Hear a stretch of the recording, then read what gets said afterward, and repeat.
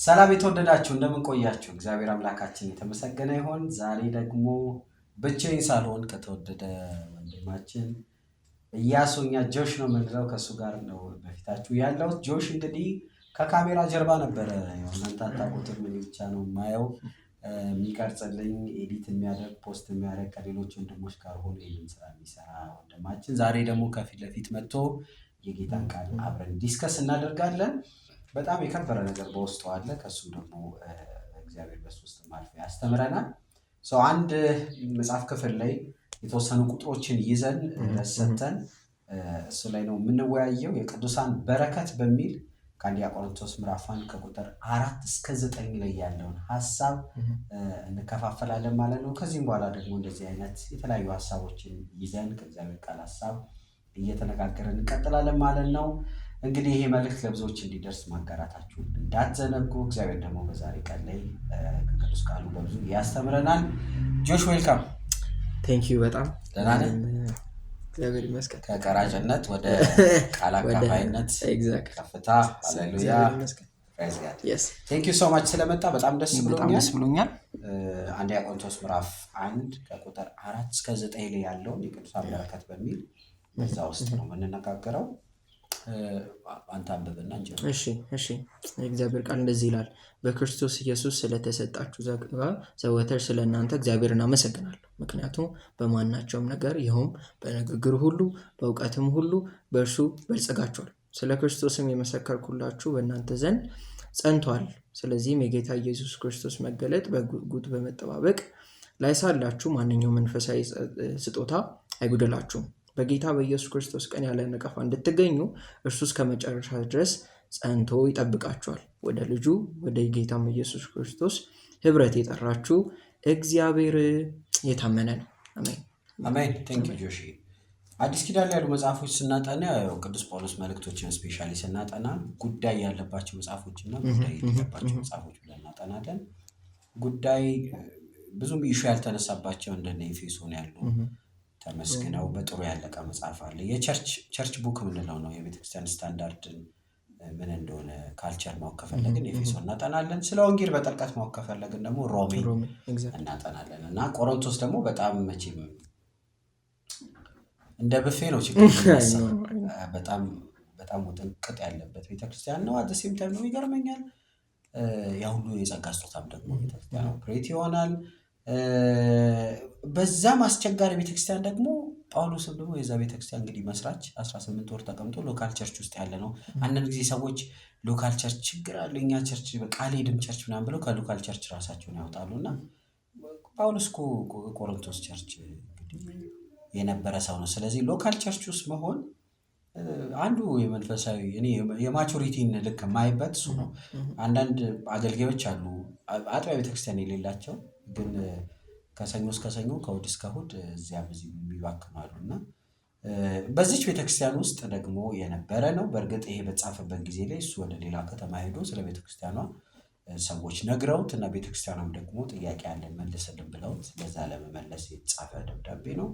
ከተማዋ በጣም ውጥንቅጥ ያለባት የጣዖት ከተማ፣ የፈላስፋ ከተማ፣ የዝሙት ከተማ፣ የኮሜርሻል ሴንተር።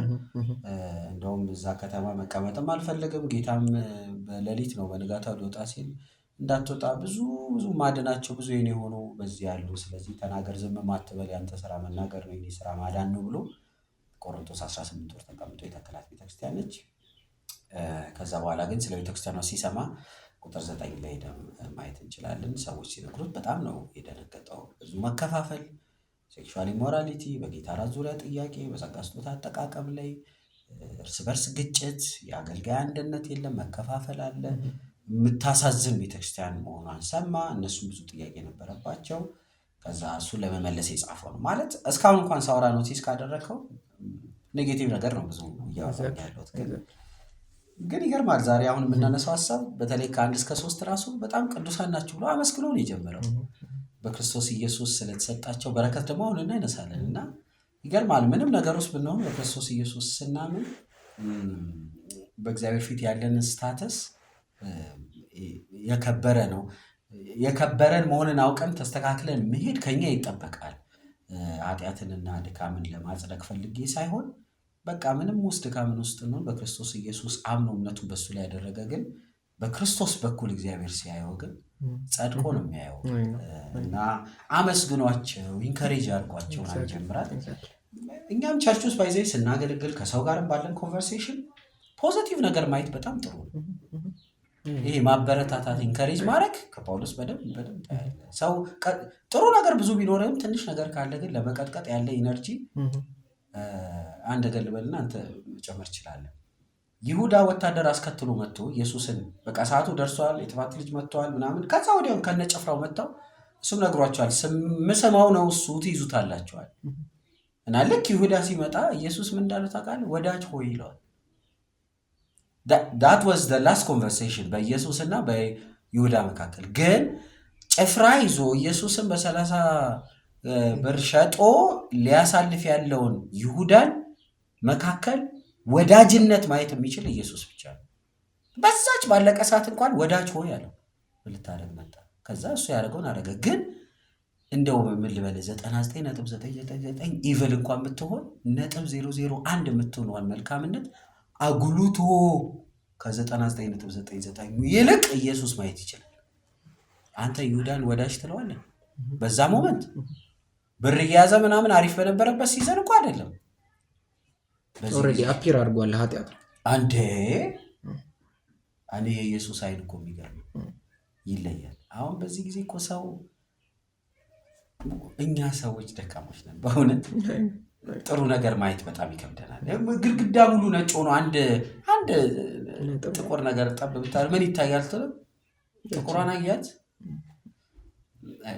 ከነጮች የምወደው ባህሪ በእውነት የምወደው ባህሪ ትንሽ ነገርህን እንዴት ኢንከሬጅ እንደሚያደርጉና አለ እኛ ጋርም እንደው በጅምላ ህዝባችንን ለመናገር ራሳችን ለመውቀስ ሳይሆን ይሄ ትሬንድ ያስፈልጋል። ኢንከሬጅ ማድረግ፣ ሰዎች ማበረታታት፣ ማብቃት ማለት ድካሞች ሊኖሩ ይችላሉ፣ ግን ጥሩ ነገር ካለ ይሄ ነገር በጣም ደስ የሚል ነገር አሳድገው፣ በርታ፣ ጠንክር።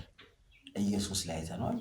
ቅዱስ ጳውሎስ ላይ ደግሞ ቆሮንቶስ ላይ ማለት ምናልባት ቅድም ራሱ እየተነጋገርን ነበረ ምን አይነት መስዳፕ የሆነች የፋውል ብዛት እንደ ድግስ ናት፣ የኃጢአት ድግስ። ምናልባት መሰዊያ ቦታዎች ዝሙት በስርዓት ወርሺፕ የሚደረግበት መቅደስ ያላት ኦልሶ ደግሞ ትንሽ የፎልስ ቲቺንግም አላት። ብዙ ነገሮችን ሚክስ ያደረገችን አንድ ቤተክርስቲያን ሲጀመር ላለው ደብዳቤ ቁጥር ስንት ላይ ነው? ቁጥር አለ ላይ ነው አይደለ? ቁጥር 2 ላይ እንደዚህ ይላል፣ ይቅርታ የጌታችን የኢየሱስ ክርስቶስ ስም የስፍራም ሆነ የሚጠሩትን ሁሉ ጋር ቅዱሳን ለሆኑ ለተጠሩ ቅዱሳን ሆነው ለተጠሩ ለህይወት ከዛ በኋላ ደግሞ ለቅድስና እየተጠሩ እንደሆኑና ኢቭን ራሱ ይሄ ፉልፊልመንት ራሱ በዚህ መስዳፕ በሆነ ኢንቫይሮንመንት ውስጥ ግን ለቅድስና እየተጠሩ እንደሆነ ሪማይንድ በማድረግ እንዴት ነው አንዳንድ ነገር ሪማይንድ በማድረግ ኢንከሬጅ አድርጎ መጀመር ራሱ ለተጠራበት ህይወት ምን አይነት ህይወት እንደሆነ ራሱ ሪማይንድ በማድረግ ኢንከሬጅ አድርጓል። ኦብቪየስሊ በጣም ብዙ ችግር አለባቸው። ጳውሎስ በጽድቅ መኮንን እነሱን ይችላል። ብዙ ሊስት የሚያደርጋቸው ነገሮች አሉ። በኋላም ግን ሲጀምር ግን ለቅድስና ህይወት የተጠሩ እንደሆነ ሪማይንድ አድርጓቸው ይህም ህይወት ደግሞ በክርስቶስ ስለተገለጠና በዚህ ህይወት መኖር እንደሚችሉም ደግሞ አስታውሳቸው ይጀምራል። ደስ የሚል አጀማመር፣ ትክክለኛ የአገልጋይ ባህሪ ሊሆን የሚገባ ነገር። ስለዚህ እኛም ይህንን የምትሰሙ ሁላችሁ በዚህ ያላችሁ ቤተክርስቲያን ውስጥ ያላችሁ ሰዎች በንግግራችን በምናችን ሰዎች የምናበረታ መሆን አለብን።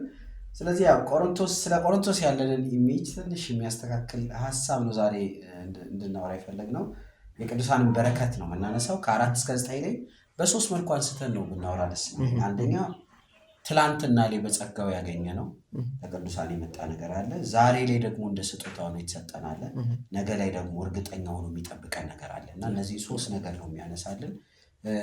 አንደኛ ለምሳሌ ቁጥር 4 ላይ ስለ ትላንት ሲያነሳ ወይ በእንግሊዝኛው ፓስት የምንለው ጸጋ የሚል ቃል ይጠቀምበታል። በክርስቶስ ኢየሱስ ስለተሰጣችሁ ጸጋ ይላል። ስለሚሰጣችሁ አይደለም። ወደፊት ሳይሆን ኦልሬዲ ስለተሰጣችሁ ጸጋ ብሎ ያነሳል። ከዛ የዛሬን ደግሞ ፕሬዘንት ደግሞ ቁጥር 7 መጨረሻ ላይ በአዲሱ ትርጉም ነው እያነበብን ያለነው። ማናቸውንም መንፈሳዊ ስጦታ አይጎድልባችሁም። አሁን ፕሬዘንት ማናቸውም መንፈሳዊ ስጦታ አይጎድልባችሁም። ትላንትን ጸጋ ያለው ዛሬ ስጦታ ይለውና ነገን ደግሞ ምን ይለዋል? ቁጥር 8 መጨረሻ ላይ መጨረሻውን ድረስ አጽንቶ ይጠብቃችኋል። ነገ ደግሞ ይጠብቃችኋል። ስለዚህ የተወደዳችሁ ዛሬ 3 ነገር ነው የምናየው። ትላንትና ላይ በጸጋው ያገኘነው፣ ዛሬ ደግሞ እንደ ስጦታው ነው የተሰጠንን፣ ነገ ደግሞ የሚጠብቀን ጋራንቲያችንን 3ቱን ነው ከቆሮንቶስ ላይ የምናነሳው። ስለዚህ ቀጥታ ወደ አንደኛው ነጥብ በጸጋው ስላገኘው ስለትላንት ገና 4 ሲጀምር በክርስቶስ ኢየሱስ ስለተሰጣችሁ ጸጋ ዘወትር ስለእናንተ እግዚአብሔርን አመሰግናለሁ ምክንያቱም በማመናችሁ ይላል። ትላንትና በጸጋው ያገኘነው ጸጋ ወደኛ ያመጣው በምን በኩል መጣ? በማመን በኩል መጣ። ይሄ ማመን ማለት ምን ማለት መሰለ ጆሺ? ማመን ማለት በእግዚአብሔር በሆነ ጉዳይ ላይ ሙሉ በሙሉ መተማመን ማለት። እግዚአብሔር መዳን ያለው በመስቀል በክርስቶስ ነው ብሎ ያመጣውን ይህን ሐሳብ ላይ ሙሉ በሙሉ በመተማመን ነው። ስለዚህ ትላንትና ጸጋው ለኛ ምን አመጣልን ካልን ትላንትና በማመን ያገኘነው መዳን ነው። ይሄ እንደ ኤሌመንተሪ ትምህርት መውሰድ የለብንም። ደህንነት ሁል ጊዜ በቅዱሳን ልብ ውስጥ ትኩስ መሆን አለበት። ጸጋው ትላንት ምን አመጣ? ወደ ህይወት መዳንን አመጣ። ስለዚህ በዚህ ንግግር ውስጥ 2 ነገር ማንሳት አለብን። አንደኛው ጸጋው ዋና ምክንያት ነው፣ ውጤቱ ደግሞ መዳን ነው፣ መንገዱ ደግሞ ማመን ነው። ጸጋ ምንድን ነው ካልን የማይገባን ተቀባይነት፣ የማይገባን ሞገስ፣ የማይገባን መወደድ ወይም በሌላ ቋንቋ እጅግ ውድ የሆነ ግን በነፃ የተሰጠ መዳን ስንል ምን ማለት ነው? መዳን ማለት ደና መሆን ማለት ነው። የግሪኩን ቃል ሄደካየው ጤነኛ መሆን። ስለዚህ ኃጢአት ነፍስ፣ ስጋ፣ መንፈሴን አሳምሞኝ ነበር፣ ተጎድቼ ነበረ፣ ዳንኩኝ፣ ጤነኛ ሆንኩኝ፣ ተፈወስኩ። ስለዚህ ትላንትና በጸጋው በኩል ወደ ህይወት ምን መጣ ከተባለ የዘላለም ህይወት መጣ፣ መዳን መጣ፣ ማምለጥ መጣ። ዛሬም ይህን የሚሰማ መዳንን በሌላ መልኩ የሚፈልግ ሰው ሊያውቀው የሚገባው የእግዚአብሔር መንገድ ይሄ ነው። በቃ የኛ ድርሻ ማመን ብቻ ነው። በመስቀል ላይ በሰራው ስራ ላይ አምናለሁ፣ መተማመኔን በዛ ላይ ያደርጋለሁ። በጸጋው አማካኝነት ደግሞ መዳን በእኔ ይመጣል።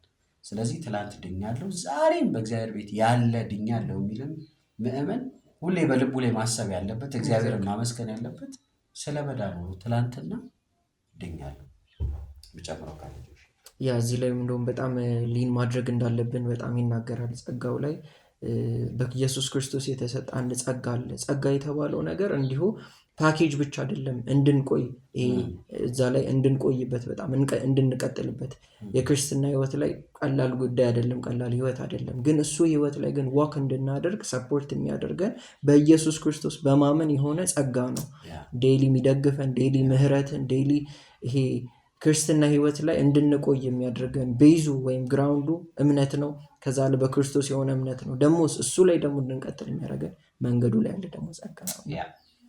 እንመጣለን ወደ ውስጥ ስንገባ ትላንትና ያዳንን ጸጋ እስከ መጨረሻው የሚጠብቀን በጸጋው ላይ መደገፍ ተገቢ ነው። ለምሳሌ ጸጋና አብሮ ማሄድ ነገር፣ ጸጋና ጊልቲ አብሮ አይሄድም። የጥፋተኝነት አብሮ አይሄድም። ለምን? ጥፋተኝነታችንን ያስወገደው ጸጋ በነፃ የመጣ ስጦታ አይደል? ጸጋን የተካፈለ ሰው የዳነ ሰው በጥፋተኝነት መንፈስ ቸርች ውስጥ መመላለስ የለበትም። አብሮ የሚሄድ አይደለም። ጥፋተኝነቴን ወሰደው፣ መሸማቀቄን ወሰደው፣ ማፈሬን ወሰደው፣ መደንገጤን ወሰደው። ጸጋና መሸማቀቅ አብሮ አይሄድ። ሁለተኛ ጸጋና የሰው ጥረት አብሮ አይሄድ። ጸጋ ማለት ብድር አይደለም፣ አትመልሰው። በቃ በነፃ በጣም ኮድ ነው። ዓለም ላይ ያለ ምን ልበለው፣ ወርቅ በለው፣ ዳይመንድ በለው፣ ገንዘብ በለው፣ እውቀት በለው፣ ቁሳቁስ በለው፣ አይዲያ በለው፣ አዳዲስ ኢንቬንሽኖች በለው፣ ተሰብስበው መግዛት የማይችሉት ነገር ጸጋ ነው። በነፃ ክርስቶስ በሰራው ስራ እጄን ዘርግቼ አሜን ብዬ ስቀበል የዘላለም ሕይወት ወደ እኔ ይመጣል። በማ በኩል? በጸጋ በኩል። ነፃ ስጦታ መልሼ ልከፍለው አልችልም፣ ብድር አይደለም። ስለዚህ ጥረትን ማስወገድ አለብን። አንዳንዶች የዘላለም ሕይወት ወራሽ ሊሆኑ ይሄ ደህንነት ወደ ልባቸው እንዲገባ የማይከፍሉት ገንዘብ የለም፣ የማያወጡት ወጪ የለም፣ የማይሄዱበት ቦታ የለም። የማይሆኑት መሆንም የለም በስጋቸው በቃ በነፃ ግን ያው አለ አይደል የሰው ማንነት ተፍ ተፍ ይሆናል። ኮንትሪቢዩት ማድረግ ይወዳል። አይሆንም መንፈሳዊ ዓለም ላይ ነፃ ማመን አንችልም። በቃ መንፈሳዊ ዓለም ላይ የማትችለው ነገር አንተና እግዚአብሔር ተባብራችሁ የምታመጡት የደህንነት መንገድ የለም። ስለዚህ በዚህ ጸጋ ላይ ሙሉ በሙሉ መደገፍ። ሌላ ደግሞ አሁን በተለይ በአማኞች መካከል በጣም የሚፈትነን ነገር ጸጋና የሰው ክብር አብሮ ሄደ ወይ ሰው ክብር አብሮ ሄደ። እኔ በጥረቴ በችሎታዬ ስጸልይ ስበረታ 4 አይነት ልሳን አለኝ ስገለባበጥ ያየሁት ራእይ መወጣጠር አያስፈልግም። የዳንክ ታመ ነበረ። በኃጢአት ነፍስ ጋር መንፈስ ሙሉ በሙሉ በስብሶ ነበር። ከእግዚአብሔር ዓለም ርቀ ነበር። የእግዚአብሔር ጠላት ነበረ። በማመናችን በጸጋው አማካኝነት ወደ እግዚአብሔር መንግስት መጣን። ከገባ በኋላ ጥረትህን እንዴት ነው የምታሳየው? እኔ አንዳንዴም አዲስ ኪዳን ላይ የምናነባቸውን ፈሪሳውያን እንዳንተካቸው ፈራለሁ። በእውነት እንዳንተካቸው ፈራለሁ። በቃ በእነሱ ጸሎት ቸርች የቆመ የሚመስለው በእነሱ እግዚአብሔር በነፃ በሰጣቸው ስጦታ ቸርቹ የሚንቀሳቀስ የሚመስላቸው ለመንፈሳዊነታቸውም የራሳቸውን ኤፈርት ንግግራቸው ራሱ አንዳንድ ያስታውቃል። እኔ ስጸልይ እኔ እንደዚህ ሲሆን እኔ እንደዚህ ሲሆን ጳውሎስን ተመልከተው በሁሉ ቦታ ስለ ራሱ ካወራ አለመቻሉ ነው ያወራው። ከሁሉ ታናሽ ከሁሉ ኃጢአተኛ ወፍራሙ ትልቁ ኃጢአተኛ ነኝ። እንደው የእግዚአብሔር ጸጋ በኃይል እንዲያድርብኝ በድካሜ ነው የሚመካው። ብዙ ሰው በጥሩ ጸጋ የዘላለም ሕይወት አግኝቶ ቸርች ውስጥ የጸጋ ስጦታ ተሰጥቶት እያገለገለ ፌል እያደረገ እየደከመ የመጣው ድምፁን መቀየር ሲጀምር። እኔ ከአገልጋዮች ጋር አንዳንዴ ምናምን ሻይ እየጠጣን በሰላም ሀገር በቃ በዚህ ቶን እያወራን የሆነ ስልክ ሲደወል በሚገርም ሌላ ድምፅ በገናናው ክብሩ በዙፋኑ ላይ ያለ አምላካችን እግዚአብሔር እየተባረከ ሃሎ ስብከት ነው የሚመስለው። ሰላም ተራሱ 3 ነጥብ ቢዩ በቃ የዘላለም ሕይወት ያገኘው እኮ አውፍራ አይደለም ድምፅ። በእርግጥ ደግሞ ምን አይነት ሜንታሊቲ ያለ ከበድ ካላልክ ደግሞ ሰው ደግሞ አያከብርህም። ቀለል ስትል ይጨንቀዋል። ስለዚህ በሰው ዘንድ ለመከበር ያው 22 ሄዶ ሱፍ ተከራይቶ የሚያስጨንቁን ሰዎች አሉ። ሰው ጸጋና የሰው ክብር ብዙ ሰው እንደጀመረው መቀጠል ያቃተው ኤፈርት ጨምሮ እችላለሁ በቃ አንዳንዱም ባለማወቅም ሊሆን ይችላል። ወይም እግዚአብሔርም በስቡ ሲሰራበት ሲያይ አለ ይሄ እኔነታችን ሙሉ በሙሉ ስላላለቀች መጨመር ምናምን ይፈልጋልና ይሄን ነገር በጣም ያስወገደ ሰው በጣም አስተዋይ ነው። ስለዚህ ሀሳባችንን ስናጠቃለን በተለይ መጨረሻ ላይ ያነሳነው ትልቁ ነገር ጸጋና የሰው ክብር አብሮ አይሄድም። ስለዚህ እግዚአብሔር ጸጋ በጣም እንዲያድርብን ከፈለግን በጣም ሀምብል መሆን፣ እኔነትን ማስወገድ፣ ከቮካብለሪያችን ከምኞታችን ከምናወራው ነገር ላይ በጣም ማስወገድ አለብን። አንድ ሀሳብ ላንሳና ለዛሬ እንጨርሳለን። የጸጋው ዋና ዓላማዎች ምንድን ናቸው? አሁን የትላንቱን አንስተን ነው ከሰዓት አንጻር እየጨርስን ያለነው። ትላንት አድኖናል። ከጸጋው ጋር አብሮ የማይሄዱ ነገሮች አንስተን ነው። ግን ጸጋ ወደኛ የመጣበት ትልቁ ምክንያት ለእግዚአብሔር ክብር። ኤፌሶን ምዕራፍ 1 ካወጣልኝ ምዕራፍ 1 ቁጥር 6 ምዕራፍ 1 ቁጥር 6 ቁጥር 6 እንደዚህ ይላል፣ ይኸውም የሚወደው በእርሱ በኩል በነፃ የተሰጠው ክቡር የሆነው ጸጋ እንዲመሰገን ነው። ክቡር የሆነው ጸጋ ምን እንዲመሰገን በቃ ተመልሶ ለእግዚአብሔር ክብር እንዲሆን። ቁጥር 12 እንደዚህ ይላል፣ ይኸውም በክርስቶስ ተስፋ በማድረግ የመጀመሪያ የሆነውን እኛ ለክቡር ምስጋና እንድንሆን ዘንድ። ለክብሩ ምስጋና እንድንሆን ነው። የጸጋው ክብር እንዲመሰገን ለክብሩ ምስጋና እንዲሆን። ቁጥር 14 መጨረሻ እዛ ኤፌሶን ምዕራፍ 1 ለክብሩ ምስጋና ለሆነው የእግዚአብሔር የሆነው እስኪዋጁ ድረስ እርሱ ለርስታችን ዋስትና የሆነ መያዣችን። ስለዚህ ደጋግሞ እያነሳ ያለው ይሄ ጸጋ ወደኛ የመጣው ለእግዚአብሔር ክብር ምስጋና እንዲሆን። አጠቃላይ ዛሬ ያነሳነው ነገር ትላንትና በጸጋው ያገኘነው በረከት ነው። ትላንትና ምን ሆኛለሁ? ድኛለሁ፣ የዘላለም ሕይወት ወራሽ ሆኛለሁ። ያ ደግሞ የመጣው በጸጋው ነው። ጸጋና ጊልቲ ደግሞ አብሮ መሄድ አይደለም። ጸጋ ነፃ ስጦታ ነው። ወደ እኔ የመጣው የዘላለም ሕይወት ነው። ሁሉ ሲሆን ግን ለማን ነው ሲባል እኔን ሊያጎላ ሳይሆን ለእግዚአብሔር ክብር ነው። ስለዚህ ሁሉ ጊዜ በክርስቶስ ያገኘነውን በጸጋ የመጣነውን ነገር ልባችን ላይ ትኩስ መሆን አለበት። ለእግዚአብሔርም ክብር ደግሞ እየሰጠን ትሁት መሆን አለብን። መጨመር የምትፈልገው ሀሳብ ካለ እና ይሄ ጸጋ የሚባለው ነገር ቅድም እያወራን አልነበረ? ሰዎች አንዳንድ ጊዜ አይሁድነትን ይጨምሩበታል። እንደ ፈሪሳውያን እንሆናለን።